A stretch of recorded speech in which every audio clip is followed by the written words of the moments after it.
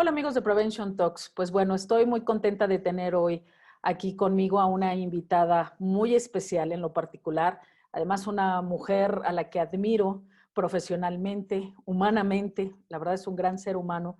Y ella es la doctora Claudia Milena Garzón Padilla de Colombia.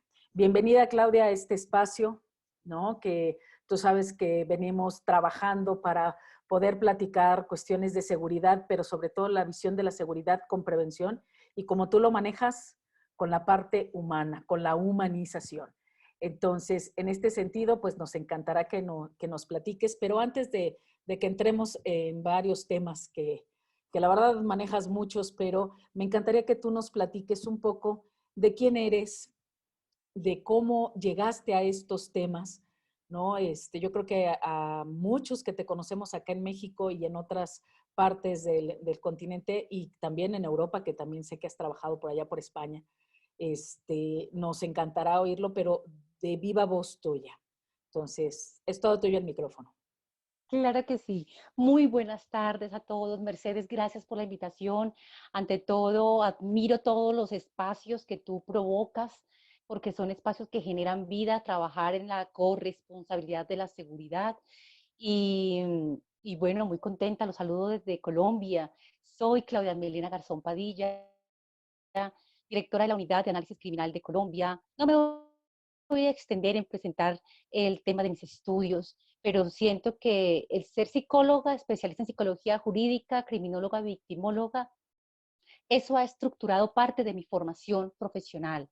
Pero ante todo me presento como una mujer que sueña, una mujer que trabaja por la humanidad, una mujer que conoce de las luchas y creo que esa es la mejor experiencia para poder hablar hoy en día de lo que sí es posible, de lo que podemos hacer por el otro, de lo que podemos nosotros empezar a seguir y empezar a construir también por nuestras sociedades más humanas y transformando sociedades que es necesario hacerlo. Cuando creemos y podemos hacerlo, necesitamos que ese sea el mayor aporte a la sociedad, cómo construimos y cómo humanizamos. Hablar de seguridad y en varias instituciones y en varias dimensiones no sería posible si no le agregamos esa dimensión de humanidad.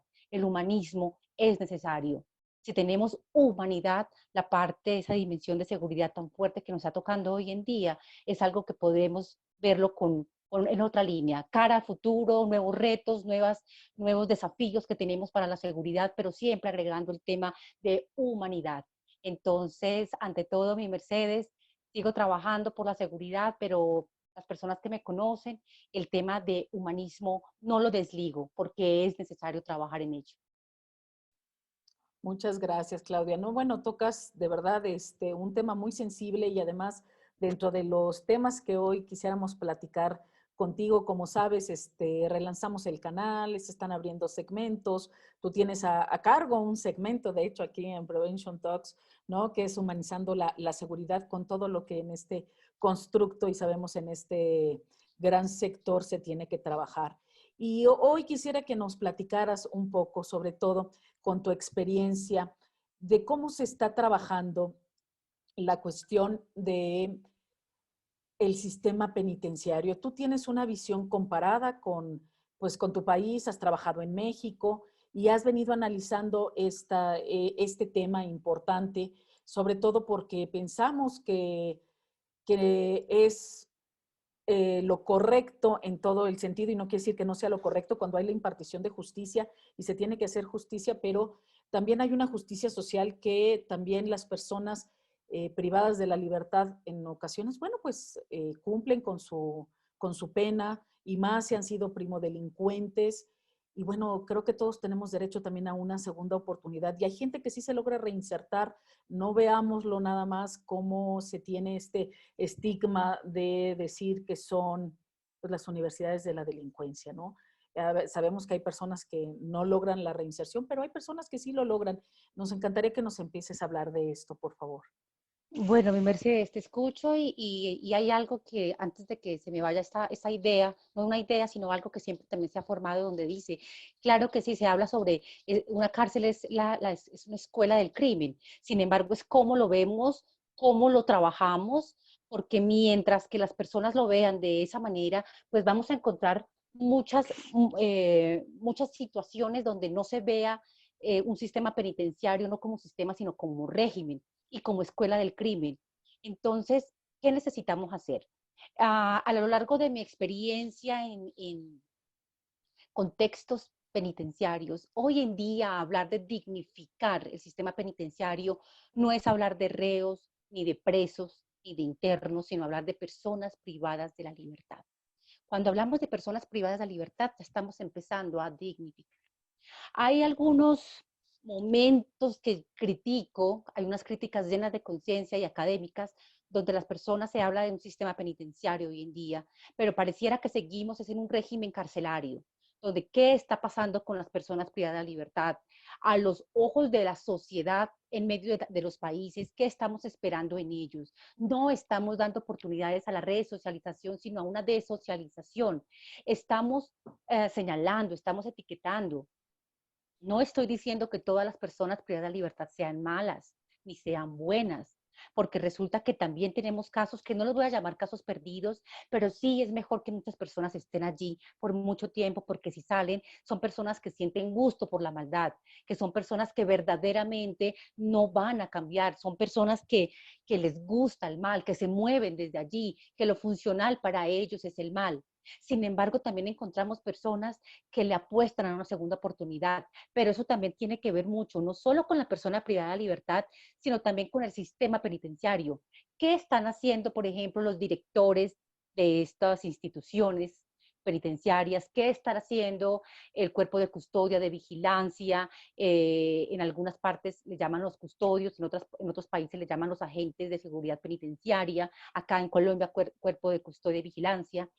Ellos también necesitan trabajar mucho, ser capacitados. Las instituciones, ¿cuánto están aportando en ellos en temas de capacitación? Necesitamos reinventarnos, necesitamos reactualizarnos en temas de seguridad. Esto no es solo un trabajo de la sola persona privada de la libertad, sino que esto es integral. Desde el año de 1999 que ingresé a un contexto penitenciario, de ahí para acá he venido trabajando fuerte por las personas privadas de la libertad, sin dejar de lado las víctimas, sin dejar de lado la sociedad, sin dejar de lado el dolor del otro como víctima. Sin embargo, también en mi experiencia he venido encontrando casos de personas que están allí entre muros y rejas, pero que son personas que pueden tener un mayor alto sentido humano más que personas que están afuera en libertad. No toda persona que está dentro de muros es mala y no toda persona que está libre es buena, porque la complejidad humana hace que también tengamos casos muy complejos con las personas que tenemos a nuestro alrededor. Pareciera que la maldad seduce, pareciera que cada vez se acrecienta mucho más este tema de maldad, del mal, los factores ocultos de la maldad. Eso también siempre ha sido como un dilema y también un diálogo interno para mí de saber por qué pasa esto.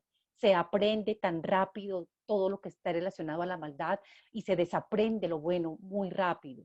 En el tema penitenciario necesitamos trabajar muchísimo con un equipo interdisciplinario que primero que todo tenga un alto sentido humano, que no vea a los contextos penitenciarios, de establecimientos penitenciarios como una bodega de carne humana, que esa ha sido la dificultad más grande que yo he encontrado. Ven a estas personas como para hacer experimentos o como bodega de carne humana. Cuando las personas ven un establecimiento penitenciario como bodegas de carne humana, pues realmente no se está dignificando, no se va a humanizar, no se va a transformar. Estas personas, ¿cómo piensan en una resocialización cuando tenemos una tolerancia al hacinamiento? Todas las cárceles, esto es algo que pasa no solo en Colombia, sino en muchos países. El hacinamiento hace que verdaderamente no hablemos de humanización. ¿Cómo una persona privada de la libertad le puede apostar a una efectiva resocialización cuando carece de un lugar para dormir con dignidad? Cuando carece de comida, cuando carece de buen trato, cuando únicamente lo que tienes a veces profesionales que hacen es hacer experimentos con ellos o indagarles su vida y su experiencia para luego ellos usarlo simplemente como algo muy académico, pero que no trascienda en el conocimiento ético y el aprendizaje ético, no de solo de prevención, sino de anticipación. Ahí es cuando yo he encontrado una fractura muy fuerte de cómo podemos pensar, cómo podemos repensar una resocialización efectiva cuando hay un trato no digno, aparte de eso, un hacinamiento total que sobrepasa un 300% de la capacidad carcelaria. Eso hace que empecemos también a tomar medidas frente a la realidad. No podemos romantizar un sistema penitenciario, no. Necesitamos hablar de las realidades, de lo que pasa allá adentro, de la forma en que se está capacitando al personal que está muy cerca, muy cercano a ellos y que trabajan por ellos. Por eso es bueno trabajar en atención social y tratamiento penitenciario, pero desde unas dimensiones reales, que vivifiquen, que transfieran vida, que haya conciencia real, profesional de lo que se está haciendo. Necesitamos personas que los que están trabajando allí con personas privadas de libertad le apuesten al cambio, le apuesten a la transformación. Pero si nosotros tenemos un cuerpo de custodia, de vigilancia, de custodios, de agentes penitenciarios y profesionales que no le apuestan a ello y que también lo rotulan, pues así es muy difícil que seamos corresponsables en una muy buena resocialización, porque también nos compete a nosotros, porque son personas que en algún momento van a salir a la sociedad, pero si nosotros no creemos en ello, entonces nosotros mismos estamos castrando toda posibilidad de que se pueda construir tejido social.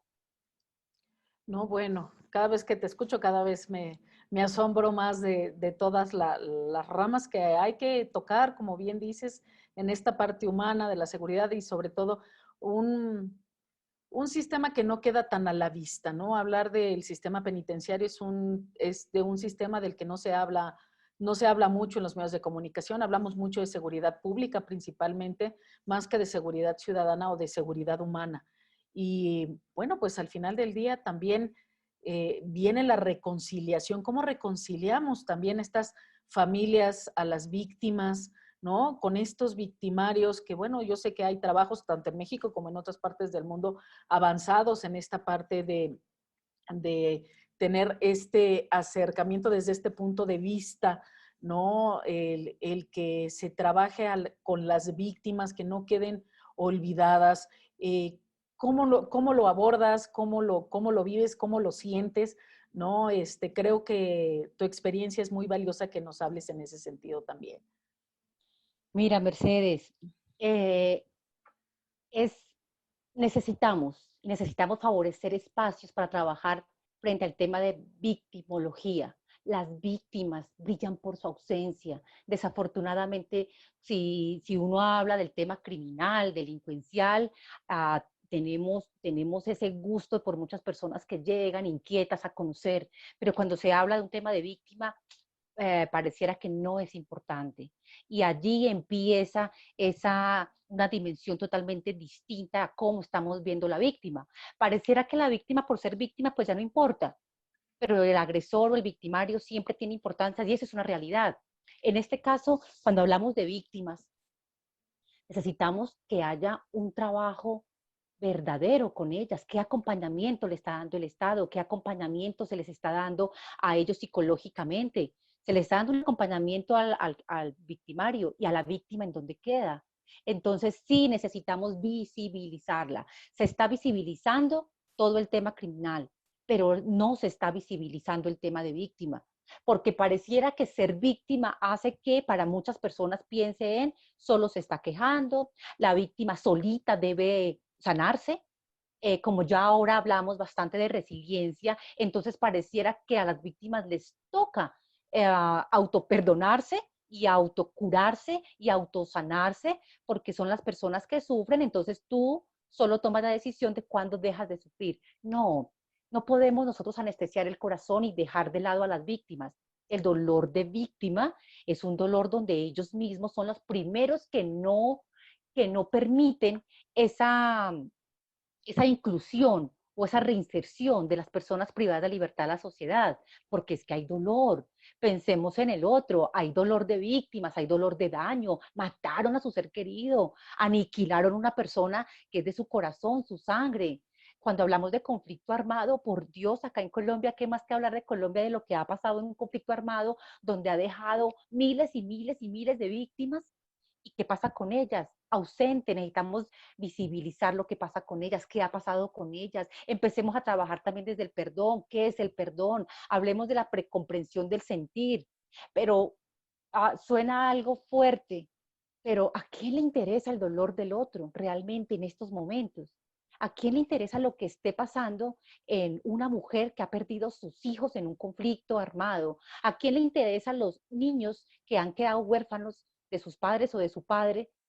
No importa, ello pareciera que pasa a otro plano. No, necesitamos acercarnos, contar las historias. Siempre he creído que cuando uno cuenta la historia, siempre se convierte en una forma también de hacer vida, de hacer prevención, de hacer anticipación, de contar qué te sucedió, porque de esa misma manera también tú puedes detectar, tú puedes prevenir, tú puedes hablar, tú puedes contar tu historia para saber cómo sí pudiste, cómo fue posible elevarte, cómo fue posible no morirte en vida, cómo fue posible verdaderamente sanarte y perdonar. ¿Y qué es el perdón? La dimensión de daño que tenga cada persona, según lo que haya vivido, tiene que ver con esa misma dimensión y la capacidad de perdón y de resiliencia. Entonces, no es fácil, no es imposible, pero sí necesitamos mucho acompañamiento. Necesitamos acompañamiento, necesitamos saber qué está pasando con nosotros, por qué las víctimas son tan ausentes, por qué las víctimas no tienen un papel, no juegan un papel importante para hacer sociedad y para construir tejido social. Las víctimas son las primeras que cuando se trabajan con ellas de una manera humana, verdaderamente, escuchándolas, darles la importancia que merecen, son las primeras personas que cuando a las personas privadas de libertad salgan a la sociedad, no los van a estigmatizar, no los van a rotular. Porque necesitamos, cuando hablamos de transformar y humanizar sociedades, siempre he creído que sí merecemos segundas oportunidades. No hablo de casos perdidos, vuelvo y reitero, hay personas que es mejor que estén allí, porque tienen adherida su maldad a su vida, pero hay muchas personas que sí merecen. Cuando tú me preguntas y me has dicho por qué trabajo en un mundo tan complejo, pero le apuesto tanto a humanizar, es porque desde mi experiencia he conocido personas privadas de libertad que han salido después de tantos y tantos años entre rejas y muros y han salido a humanizar, han salido y han sido personas de bien, trabajan, un alto sentido humano, dan trabajo, hacen por la sociedad, hacen por la vida, son seres humanos valiosísimos. Cuando tú conoces un centenar de casos como estos, tú le apuestas realmente. Pero hablar de humanizar y transformar no significa, no es solo humanizar, no solo es hablarlo desde el romanticismo y decir abracémonos todos y todos somos amigos, no. Esto va más allá de romantizarlo, va más allá de creer que sí es posible sociedades grandiosas. Últimamente yo he invitado a las personas que me han escuchado y en mis conferencias a decirles, y es, mi propósito es encontrar luz, bondad y belleza en aquellos lugares donde muchas personas ven solo miseria. Y si nosotros vemos más allá de las cosas, vamos a encontrar totalmente vida y humanidad. Claro, y en este sentido, con todo lo que comentas, entonces estaríamos hablando de realmente un sistema de justicia restaurativa. Estaríamos hablando de una justicia restaurativa. Ahora, mi Mercedes, ¿qué está pasando con los países en este momento con lo que son las penas, con lo que es la justicia? ¿Verdaderamente existe? ¿Verdaderamente está en un papel, está plasmada? ¿Verdaderamente se hace? Porque ¿cómo tú vas a hablar de una justicia restaurativa cuando las personas no creen en ello? Cuando solo lo que estamos haciendo es el encierro, solo corrige, pero no se trabaja.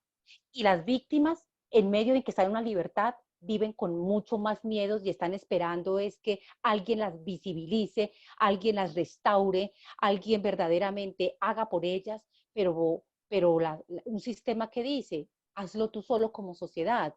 No, necesitamos un acompañamiento. La norma no puede quedar en un papel. Necesitamos, ¿quién está haciendo la norma? Estamos hablando que si no voy a salirme del tema, pero con un ejemplo y es, ¿quién está haciendo la norma frente a justicia para el abuso y el maltrato hacia las mujeres? No hay mujeres, hay hombres. Y no estoy diciendo que los hombres deban vivir ello, pero por Dios, ellos verdaderamente, ¿será que se pueden acercar a ese dolor de mujer, de lo que se vive, de las cosas donde se ha normalizado que por ser mujeres nos deben matar, donde que no nos cueste la vida ser mujeres? Pero lo hace quién? Unos hombres. Y desafortunadamente hemos encontrado, no voy a generalizar, Pero en muchos países encontramos personas que han participado en estas normas y en esta llamada justicia, encontramos hombres que han tenido solo oscuridades en sus gobiernos. Eso también nos pone a repensar en qué estamos. ¿Qué está pasando con las víctimas? ¿Qué está pasando con un sistema penitenciario? ¿Qué está pasando con la seguridad? ¿Qué está pasando con las violencias? ¿Qué está pasando con un programa real en la seguridad? Entonces, a ello tenemos que nosotros ir más allá, unirnos, sumar capacidades, aportar desde lo que conocemos, aportar desde lo que hacemos.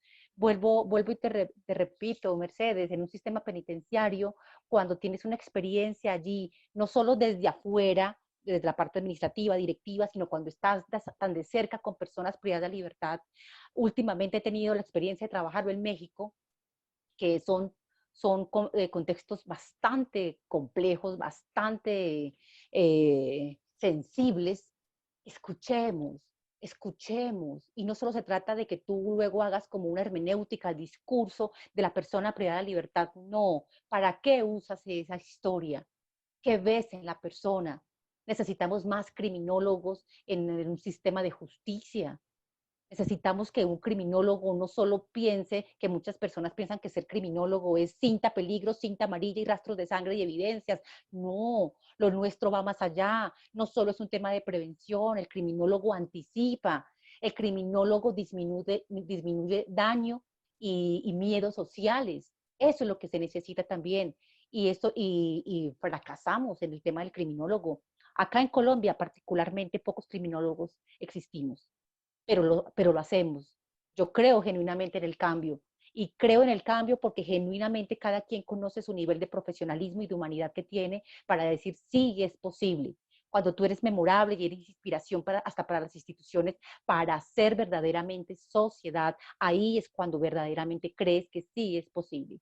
En mi experiencia con sistemas penitenciarios, yo sigo trabajando en un tema de resocialización efectiva, en un tema de disminución de reincidencia, sigo trabajando y creyendo que sí es posible las segundas oportunidades. Tenemos una experiencia exitosa en México. En México tenemos a una persona que para mí es un líder totalmente penitenciario, que es el maestro Pérez Juárez, que es el director de reinserción en Puente Grande, de Jalisco, y para mí es una experiencia exitosa. ¿En qué sentido?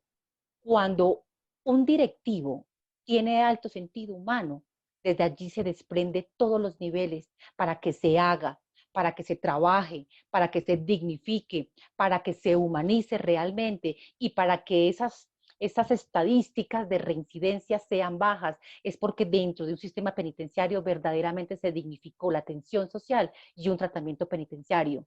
Las personas que están entre muros no son, no pueden estar como bodega de carne, sienten. Y hay muchas personas que cuando escuchamos historias, uno dice, uno intenta comprender por qué está allí. Yo no justifico violencias, jamás las he justificado, pero es diferente cuando encontramos un patio de hombres o de mujeres homicidas por gusto y por su crueldad humana genuina a personas que están allí porque mataron o porque tuvieron un error, pero no lo hicieron por gusto. Defendieron a su hija que la estaban violando, defendieron a su hija que su esposo estaba violando y estaba embarazando a sus hijas. Una mujer que mata a su esposo no justificó violencias, pero que después de 30 años de casada con él, la maltrató día y noche, violó a sus hijas y embarazó a sus propias hijas. No justifico violencias, pero son historias diferentes para que la mirada psicológica, criminológica y victimológica tenga mucho más comprensión de esas realidades que esas no se muestran. No, bueno, tocas varias fibras sensibles y además el tema hoy que está tan, pues tan sensible ante toda la sociedad, la cuestión de la violencia hacia las mujeres, como bien comentas, bueno, hay que trabajar con masculinidades positivas, por supuesto. Al menos en México, en cuestión de registros de muerte, hay más muertes de hombres, sí, pero las mujeres mueren de forma distinta. Por eso la categoría de feminicidio, ¿no? En ese sentido es distinta, pero hablando precisamente de las mujeres privadas de la libertad, ya a mí que me gusta trabajar tanto con jóvenes, con niños, me preocupan los hijos de esas mujeres que llegan a nacer ahí. En tu experiencia, ¿cómo se ha vivido, cómo se ha tratado? Porque pues hay mucho estigma, ¿no? Cuando los separan de ahí, los tienes que llevar a la parte social, bueno, pues llevan la carga de dónde nacieron, dónde estuvieron de sus primeros meses, años tal vez, ¿no? Cuando los apartan de la mamá y bueno, la familia también completa carga con ese estigma y es reconciliar a las familias con la misma sociedad y reinsertar a todos en esta parte que bien tú dices, no se justifican las violencias, pero la motivación es distinta. ¿Cómo trabajar con esos niños, con esos adolescentes para que no se queden con ese estigma y con esa, decir, bueno, pues casi casi lo traigo en el ADN y lo heredé y ahí mi contexto me formó así, ¿no? Porque Ujú. nos encontramos muchos jóvenes que empiezan a delinquir, pues ya a los 12 años, ¿no? Tú has visto, tú que has trabajado en México, has visto algunos casos, ¿no? Como el niño sicario, ¿no? En México que fue muy sonado y que pues no se justifica lo que le haya tocado vivir para llegar a ese nivel también de deshumanización, ¿no?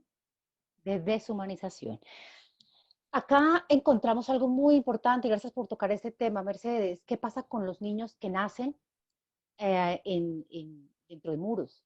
Encontramos, frente a mi experiencia, he encontrado que la mayoría de mujeres que ingresan a sistemas penitenciarios, ellas se embarazan estando allí.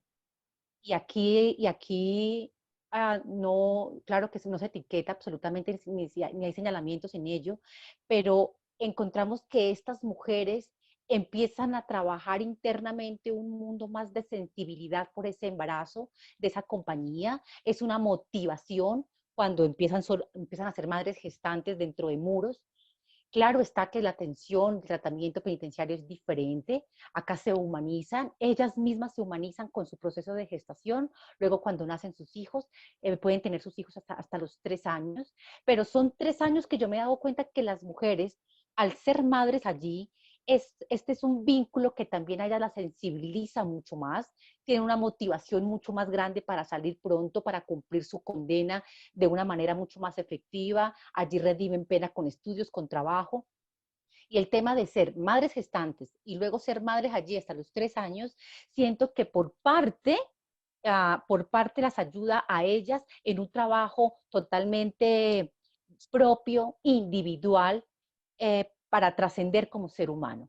Pero en el momento en que ellas son separadas de sus hijos, de inmediato hay motivos para trabajar con bastante disciplina allí dentro de su condena, pero al mismo tiempo empiezan unos efectos, no solo de prisionalización, porque los efectos de prisionalización muchas personas lo viven cuando entran, pero en este caso cuando encontramos las mujeres que son gestantes y que están motivadas es por su hijo y luego cuando nacen, mientras que los crían, los educan ellas, empiezan a tener efectos de prisionalización después de que ya no tienen a su hijo.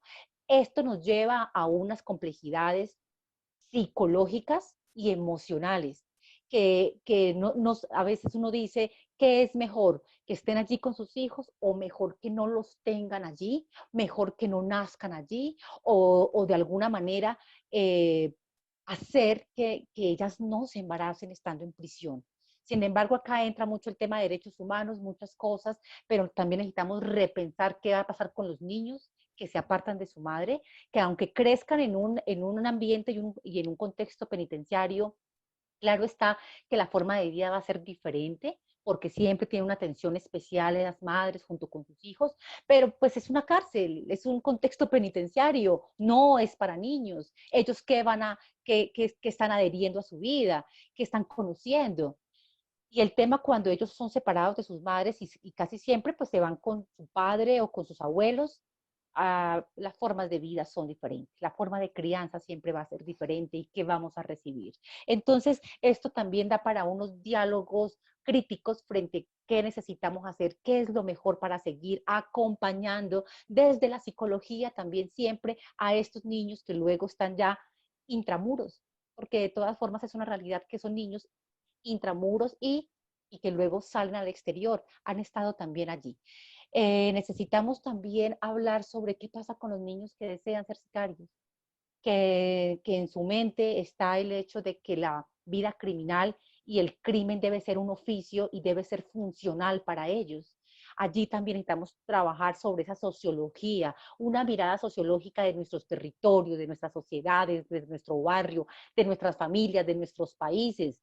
Se normaliza el crimen, se normaliza la delincuencia, se normaliza el sicariato y a veces no depende de las familias. Y cuando yo digo eso es porque muchas personas piensan que tú tienes valores y tú tienes principios, tu familia te enseñó unos principios, hablemos de aquellos que no delinquen, pero ¿por qué ahora delinque si yo le enseñé principios?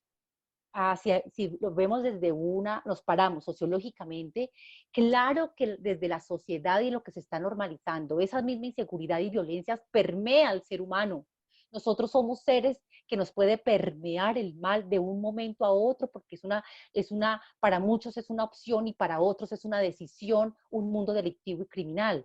Muchas personas piensan que como yo crié a mis hijos con valores y principios, no van a caer nunca. Siempre vamos a estar en riesgo. Todo el ser humano vamos a estar en riesgo desde que siempre se siga fortaleciendo la maldad. Y entre más complejos sean las sociedades, eso siempre permea. Por eso hablamos de la banalidad del mal. A veces se aprende a vivir con el mal. Se normaliza tanto que no nos damos cuenta y estamos inmersos en ello. Cuando encontramos personas, adolescentes, niños y adolescentes que no tienen un buen acompañamiento, donde no se habla de humanización, donde no se habla de principios, donde no se habla de oportunidades de escolaridad, pues son personas que mucho más fácil están muy cerca de estos riesgos criminales y sociales. Son personas que van a tomar esta decisión, son personas que se van a mover desde allí porque no van a haber más oportunidades. Sin embargo, también necesitamos pensar los conceptos que se tienen, por ejemplo, de sicariato. Siempre tomo este ejemplo de un niño que se le pregunta qué quiere ser cuando sea grande, y un niño de 11 años responde, yo quiero ser sicario. Las personas que estaban allí, un equipo interdisciplinario de psicólogos, sociólogos, trabajador social, médicos, inmediatamente pues quedaron sorprendidos porque su sueño es ser sicario. Pero a alguien se le pasó por su cabeza preguntarle qué es ser sicario. Todas las personas y hasta los mismos amiguitos más pequeños lo señalaron, pero nadie le pregunta qué es ser sicario.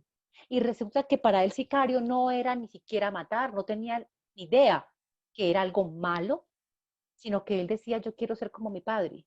Sé que es sicario, pero él llega con comida a la casa. Sé que en la casa no falta comida, pero dicen que es sicario. Eso también te pone a ti en una balanza. ¿Verdaderamente todo niño sabe qué es la maldad? ¿O las personas están señalándolo por una palabra y lo está colocando como real su pensamiento y su sueño? Necesitamos enseñar. La gente no le para mucha atención a la niñez, porque dicen que es mejor como trabajar con lo que hay ahora, con la delincuencia de ahora.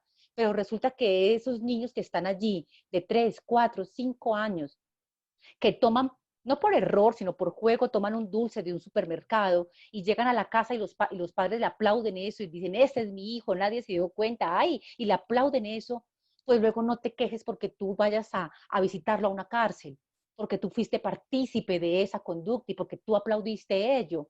Entonces eso me pone a pensar siempre es, ¿por qué nos cuesta pararnos desde la bondad? ¿Por qué cuesta tanto encontrar humanidad? ¿Por qué seduce el mal? ¿Por qué se invisibiliza a las víctimas y se visibiliza muchísimo al agresor y al victimario? ¿Qué está pasando en nuestra mente y en nuestro corazón? ¿Qué está pasando con la humanidad? ¿Qué estamos verdaderamente nosotros dándole importancia a qué para fortalecer qué? ¿Verdaderamente estamos hablando desde una seguridad que lo vemos desde allá y que hagan otros? ¿Y por qué nosotros no empezamos a tener la conciencia de que seamos corresponsables en la seguridad? Hablamos de seguridad ciudadana, seguridad pública, pero es que un sistema penitenciario tiene que ver con la seguridad ciudadana y la seguridad pública, y resulta que lo tienen aislado. Necesitamos también traer esos sistemas penitenciarios y hablar con estas personas y hablar de sistema penitenciario y no de régimen carcelario. Necesitamos que las cárceles no sean escuelas de crimen. Necesitamos que, muchas personas dicen, pero es que casi ya no hay recursos, necesitamos con qué trabajar. Yo los invito a que trabajemos con lo que tenemos. No esperemos, claro, eso es un ideal, Es un ideal que no solo desde hoy se solicita, eso es de años y años atrás, pero trabajemos con lo que hay. Y más aún, con lo que hay es con gran sentido humano también puedes hacer. Si hay pocos recursos, pero miremos qué hacemos con esos pocos recursos. Necesitamos profesionales con alto sentido humano, no solo con los diplomas, porque el diploma solo es el modo de llegar allí. Pero necesitamos un recurso humano que verdaderamente le apueste a una humanización, le apueste a una transformación social. Cuando le apostamos a ello, verdaderamente vamos a trabajar por una seguridad real en nuestros países. Trabajemos con lo que hay. No estoy diciendo que no vea más allá. A lo contrario, estoy invitando a que dejémonos de quejar tanto, pero hagamos, porque nosotros qué estamos haciendo, anestesiando muchas cosas que sí podemos hacer y allí podemos marcar la diferencia nosotros y es veamos luz y veamos oportunidades donde todos ven miseria. No, bueno, pues nos dejas con una gran reflexión, créemelo, con un tema que podríamos pasar horas y horas y ver algunas cuestiones de análisis e invitar sobre todo como bien dices, a la profesionalización desde la parte de los criminólogos, pero también la profesionalización a los guardias, a los elementos de seguridad que conviven con ellos, que ellos también están intramuros, ahí pasan la mayor parte del tiempo de sus vidas en su trabajo, que también hay que trabajar con ellos desde esta parte de reconciliación y de reinserción, porque, bueno, a mí me ha tocado ver en algunos casos que sí les cuesta más trabajo poderse abrir dentro de sus mismos compañeros, se sienten como un segmento aparte, aislado, un poco olvidado tal vez también. Entonces, bueno, pues hay que trabajar la seguridad desde ahí. Algo con lo que tú quieras cerrar, Claudia, de verdad pasaríamos horas y horas, pero dejemos abiertos algunos puntos de estos para las siguientes intervenciones, que no se los pierdan, amigos, seguiremos platicando con la doctora Claudia Milena. ¿Algo más que Claro que quieras sí. agregar, por favor? Cerraría con dos, mm, con dos situaciones importantes y bien particulares, y es que en medio de mi experiencia con sistemas penitenciarios, también soy formadora de, de, mm, de personal de sistemas penitenciarios en el cuerpo de custodia y vigilancia y quiero dar un reconocimiento porque las personas con las que estoy trabajando desde la formación son personas con un alto sentido humano y ahí empieza el cambio. Personas que aman lo que están haciendo, personas que verdaderamente tienen conciencia a lo que están, en el lugar que se encuentran y a lo que también ellos están dados a poder transformar. Entonces, desde formar también un cuerpo de custodia, hace poco terminó un curso de inspectores, que son personas que van a estar muy de cerca a las actividades de atención social, tratamiento penitenciario y ver grande sentido humano en ellos. Eso para mí fortalece mucho más la idea de seguir trabajando en estos contextos. Y dos, cierro diciéndoles que en medio de la profesión que tengamos todos, en medio, no solo el criminólogo, el psicólogo, el abogado, en medio de todas las profesiones, pero todas las profesiones nos deben invitar a que podamos disminuir dolor ajeno y daño ajeno. Trabajemos mucho más de la mano, con conciencia crítica, frente a temas que humanicen y transformen genuinamente. Solo el día que nos duela lo que le pasa al otro, empezaremos el verdadero aporte a nuestras sociedades. Muchísimas gracias, Mercedes. No, al contrario, muchas gracias a ti, Claudia, por darnos un espacio en tu agenda para este canal de Prevention Talks. Y bueno, por mi parte, amigos, seguirlos invitando a que trabajemos la seguridad con una visión preventiva y quitemos a la violencia que más nos afecta, que es la indiferencia hacia el otro. A eso los invito yo, junto con la doctora Claudia. Y no se olviden de visitar el canal. Si les gustan nuestros videos, ya saben, denles like, toquen la campanita, suscríbanse. Hasta la próxima. Muchas gracias. Muchas gracias.